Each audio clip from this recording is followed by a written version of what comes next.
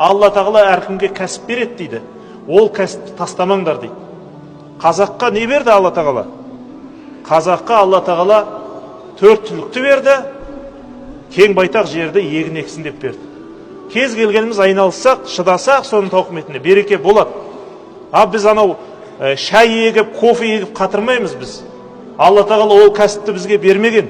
Онан индиялықтарға, колумбиялықтарға беріп қойған Алла тағала. Сол үшін қаншама жеріміз бар, бос жатыр.